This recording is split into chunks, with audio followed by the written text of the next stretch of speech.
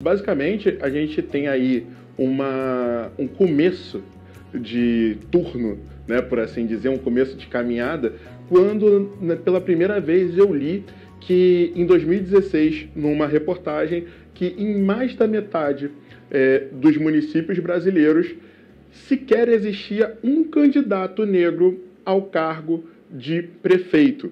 E isso me chamou muita atenção, porque se a gente tem 56% da população sendo negra no Brasil, não faz sentido sequer ter um candidato, né? A gente não tem um candidato na maioria dos lugares. E aí a primeira coisa que eu fui fazer a investigação era, poxa, isso pode ser que seja referente a questões socio-regionais, né? E aí eu fui pesquisar. E existia também uma desproporção muito grande, não só nos municípios ou nas zonas regionais, que tinha mais ou menos a equalização entre brancos e negros, como também em partes do sul do país, que a gente sabe que tem uma grande parte branca, existia ali uma sobre-representação ainda assim, uma desproporção muito grande. Então, a outra coisa que eu fui ver foi, cara, quando que isso começou? E aí, para a gente ter uma ideia, antes de 2014, a gente sequer tinha uma qualificação dos candidatos se eram brancos ou negros. Então, assim, foi a partir de 2014 que a gente tem os primeiros dados a respeito disso.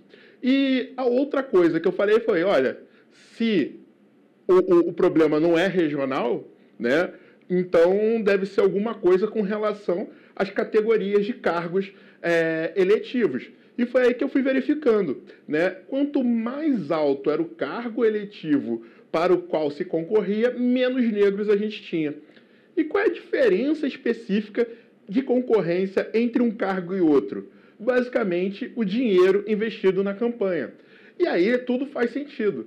Se a nossa população, né, brasileira tem ali a média, né, 56 contra 40 e poucos por cento de negros e brancos, e quando a gente vai olhar, né, fazer um enfoque socioeconômico, a gente vai ver que a grande parte desses brasileiros negros, eles estão concentrados nos 10% mais pobres da população, onde a gente figura ali com mais ou menos 75% da população mais pobre. E quando a gente vai para a parte de cima da pirâmide, a gente vê que, na verdade, a gente está ali com 27% a 29% dos 10% mais ricos. Né? Então, essa coisa demonstra muito como que a gente pode pensar que acontecem as eleições. Ora, se você precisa de dinheiro para investir, e se a maioria da população negra está concentrada nas camadas mais pobres, é óbvio que a gente não vai ter dinheiro para se colocar dentro de uma campanha eleitoral. A título exemplificativo, em uma eleição para deputado federal, na época, se gastava mais ou menos R$1 milhão. Quem tem R$1 milhão para gastar ou investir numa campanha eleitoral? Essa que é a principal questão. Seja porque você não tem o dinheiro, seja porque você não tem acesso a quem tem o dinheiro para fazer a doação. Né? Então, esse é um primeiro problema. Então, a gente vê que, na verdade, quando a gente fala de campanhas eleitorais, existe uma desproporção. Porque é nesse investimento que você vai se fazer ouvir e se fazer se conhecer para o público em geral. Se você não tem dinheiro, você tem um alcance muito menor. E quando a gente vai falar, dentro da perspectiva eleitoral, com relação a financiamento público de campanhas, aí a gente vai ver que o dinheiro público tem sido um fator de discriminação racial, no final das contas. Então, é o dinheiro público que está ajudando a perpetuar a discriminação, porque aí a gente faz o efeito cascata. Se você não tem candidato, você não tem pessoas eleitas e você não vai ter política pública. Né? Então, é uma coisa que também vai acabar impactando. Se você não tem política pública para aquelas pessoas que são vulnerabilizadas, obviamente que elas não vão conseguir também sair desse ciclo vicioso. Então, a primeira coisa que eu observei foi isso. E aí, em 2018, começou a ter um movimento, junto do Supremo e do TSE, de fazer valer as candidaturas femininas. Né? E, a partir daí, eu faço um trabalho voluntário na Educafro e conversei com o Frei Davi. O Frei Davi falou, Irapuã, será que não existe uma possibilidade da gente fazer com que a população negra também consiga alguma coisa nesse sentido. E aí, pesquisando, pensando, refletindo, eu pensei, poxa, a gente pode fazer uma consulta eleitoral.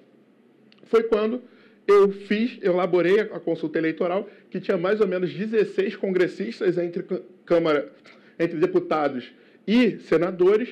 E aí, infelizmente, apesar de ter apresentado a consulta eleitoral antes do período eleitoral, ela foi analisada tão somente no período eleitoral e por isso ela não foi conhecida.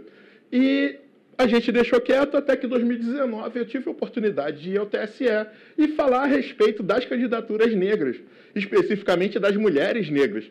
E foi quando eu percebi que já havia um clima melhor para a gente suscitar essa hipótese novamente junto ao TSE. Foi quando, através da deputada Benedita da Silva, a gente conseguiu fazer essa ação chegar até o TSE e ser analisada. E aí aquela coisa, né, da caminhada. Começamos, na verdade, em 2016, apresentamos em 2018, apresentamos novamente em 2019 e só foi julgado em 2020 em 3 atos. Primeiro, o ministro Barroso e o ministro Fachin votaram pela distribuição proporcional das verbas eleitorais para as candidaturas negras, porque eles viram exatamente isso. Ora, se a corrida eleitoral é feita com dinheiro público, esse dinheiro, sendo público, ele não pode discriminar, ele não pode ser mais um fator de vulnerabilização da população negra. E ainda trazendo esse efeito cascata, né? Essa onda que vai uma depois da outra. E aí depois o ministro Alexandre de Moraes pediu vista, e aí durou mais ou menos um mês, que foi do recesso, foi quando ele voltou e também veio a nosso favor, seguindo o voto do ministro relator, ministro Luiz Roberto Barroso. Foi quando, então, os movimentos sociais começaram a tentar colocar um peso maior dentro dessa ação, junto com os partidos e os dirigentes dos partidos. E aí ficou aquela queda de braço em que, finalmente, os movimentos sociais aderiram à causa, né, que é a da Educafro, mas que é para a população negra inteira, e, do outro lado, os dirigentes partidários não queriam que isso acontecesse. Qual foi o resultado? No final das contas, a gente conseguiu que o direito fosse reconhecido de que existe realmente racismo institucional de todos os partidos políticos, seja de esquerda, direita e centro, e que isso precisa ser modificado de alguma maneira. Foi quando, dentro do TSE ainda, a maioria dos ministros falou que, na verdade, isso só poderia ser alcançado ou implementado em 2022.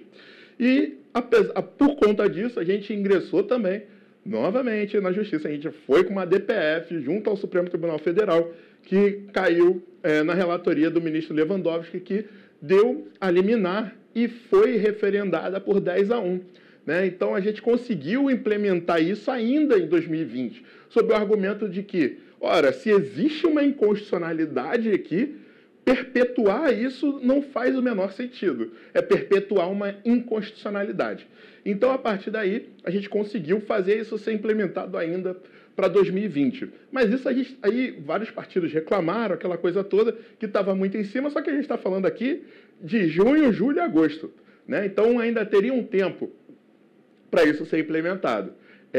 O problema foi que, infelizmente, os partidos não aplicaram essa questão de uma maneira real e efetiva, tendo, inclusive, relatos de que algumas candidaturas negras estavam recebendo uma parte da verba durante a semana do pleito, assim, uma semana antes da votação. Ou seja, a gente tem, mais uma vez, a inviabilização de candidaturas negras.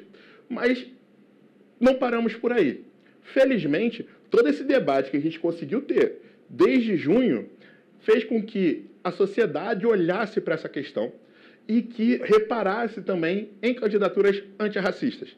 E isso fez com que, por exemplo, na Câmara dos Vereadores da cidade de São Paulo, o número dobrasse. E que na Câmara dos Vereadores do Rio de Janeiro também dobrasse. Inclusive, houve também um aumento, um incremento, né, significativo no estado da Bahia, no município de Salvador.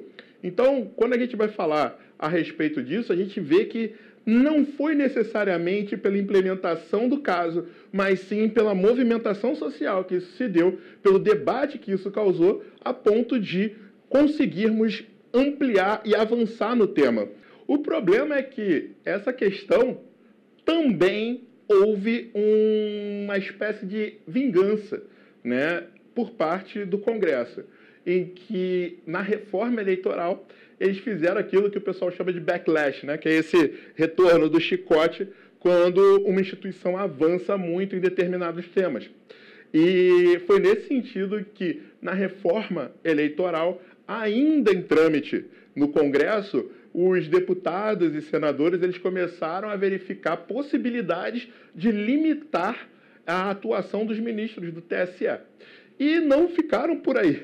O problema é que eles avançaram, né? E hoje a gente tem visto, por exemplo, a PEC 9 de 2023, que fala em anistiar todos os partidos políticos que venham a descumprir tanto as cotas femininas quanto a distribuição proporcional para candidaturas negras. Sendo que isso já é um a mais, né? Já é uma renovação da PEC 117 de 2022, que veio com essa desculpa de que, olha, já que foi muito em cima da hora, a gente não conseguiu realmente fazer com que aquilo fosse aplicado da melhor maneira possível, então, poxa, não vamos ter, né, nenhuma penalidade, nenhuma penalização para nenhum partido, por favor.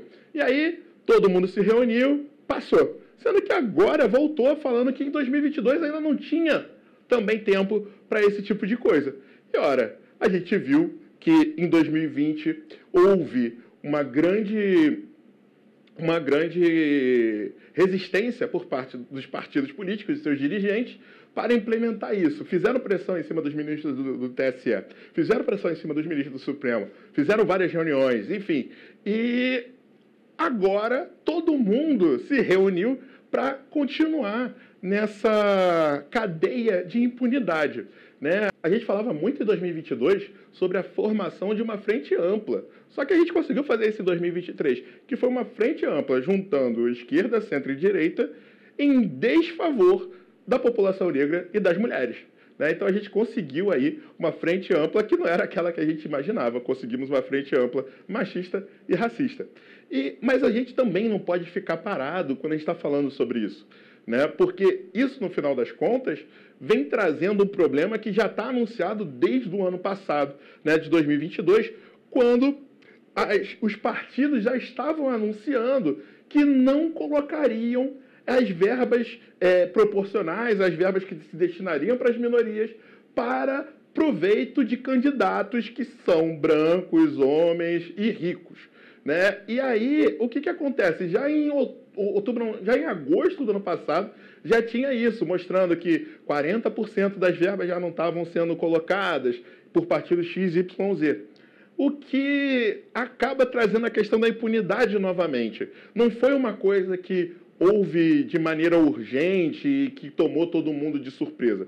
Já existia essa regulamentação em 2020 e continuava tendo essa regulamentação em 2022. O que aconteceu foi simplesmente a inaplicabilidade intencional dos partidos políticos de continuar deixando excluídos a população negra e as mulheres. E, com isso, tirando proveito dessas populações para conseguir elevar o grau de importância de certas candidaturas, é que a gente chama, basicamente, de abuso do poder econômico, que é passível de ação tanto do TRE quanto do TSE, por meio da AIGE. Então, assim, é possível que a gente consiga sair simplesmente das hashtags, das campanhas e de ficar reclamando da vida. A gente pode, sim, ir atrás dos nossos direitos. Qual é o problema? Aí entra uma outra questão política, que é das pessoas ou dos grupos, enfim, de não ficarem querendo se engajar realmente com medo de represálias que possam acontecer no futuro.